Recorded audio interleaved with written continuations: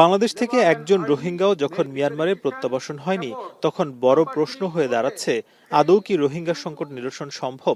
উত্তর খুঁজতেই কক্সবাজারের ৩ দিনের অংশীজন সংলাপ। আয়োজনের শেষ দিন ছিল মঙ্গলবার। সকালেই রোহিঙ্গাদের বাস্তব অবস্থা দেখতে উখিয়া ক্যাম্পে পৌঁছান বিভিন্ন আন্তর্জাতিক সংস্থার প্রতিনিধি ও রাজনৈতিক নেতৃবৃন্দ। ঘুরে দেখেন তাদের পরিস্থিতি, জানতে চান সংকটের কথা। এ সময় রোহিঙ্গাদের কণ্ঠে উঠে আসে তাদের নিজ দেশে ফেরত যাওয়ার আকুতি। আমার দেশ, আর তাই চাই না চাই, that doesn't matter to me. তাইলে আমার যে পাওনা আছে, আমার যে রাইট আছে, এটার জন্য আমার কাজ করতে হবে। অবশ্য ফিরে যেতে চাই, আমার হতন না, তাই ভালো করে ওনারা যদি মানে কি আর সহযোগিতা করেন দেশের যে ওনারা। রোহিঙ্গাদের জীবনমান উন্নয়ন আর স্বাস্থ্যসেবা ঠিক রাখতে নেওয়া হয়েছে নানা পদক্ষেপ। অনেককে দেয়া হয়েছে কর্মসংস্থানও। আমরা অলমোস্ট লাইক 55%, শতকরা 100 জনের মধ্যে 55 জন আমরা রোহিঙ্গাদের সাপোর্ট দেই, আর 45 জন আমরা সাপোর্ট দিই হোস্ট কমিউনিটি। রাজনৈতিক দলের নেতারা বলেন, রোহিঙ্গা জনগোষ্ঠীর মাধ্যমে পরাশক্তিগুলোর রাজনীতির বলি হতে পারে বাংলাদেশ, যা কেবল সংকট নয়, স্বাধীনতার ওপরও হুমকি তৈরি করতে পারে। তাই দ্রুতই আমেরিকা, চীন সহ বিভিন্ন দেশ ও আন্তর্জাতিক সংস্থাকে বাস্তবমুখী পদক্ষেপ নেয়ার দাবি তাদের।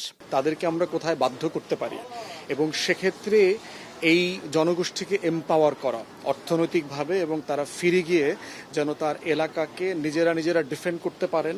এই রোহিঙ্গা ক্রাইসিসকে নিয়ে যে পরাশক্তিগুলোর যে একটা পলিটিক্স আছে, সেই ভূ রাজনীতির একটা প্যাচে পড়ে দেখা যাবে যে আমাদের দেশও কিন্তু তার একটা নির্মম রাজনৈতিক একটা কি বলা যাবে ওই ল্যাবরেটরিতে পরিণত হচ্ছে।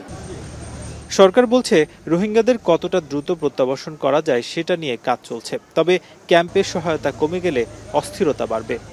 যেখানে আপনার রোহিঙ্গা পপুলেশন এই ক্যাম্পে বাড়ছে, কিন্তু সহায়তা কমছে, তো সেটা তো আসলে দুই দিক থেকেই খুব বিপর্যয়কর একটা সিচুয়েশন। এই যে আমার পাশে যে শিশুদের দেখছেন, তারা লাখ লাখ রোহিঙ্গা জনগোষ্ঠীরই অংশ, এবং এই শিশুরা আসলেই জানে না যে তাদের আগামী দিনের যেই নিরাপদ যাত্রা কিংবা নিরাপদ কতটা হবে জীবন। আগামী দিনে তারা আসলে ফিরে যেতে চান তাদের যেই রোহিঙ্গাদের যে আবাসস্থল আছে রাখাইন রাজ্য, সেখানে। তবে সেই প্রক্রিয়া কতটা, এটা জানার প্রশ্ন তৈরি হয়েছে শিশুদের মনে। নাজমুস সাকিব, এখন কক্সবাজার।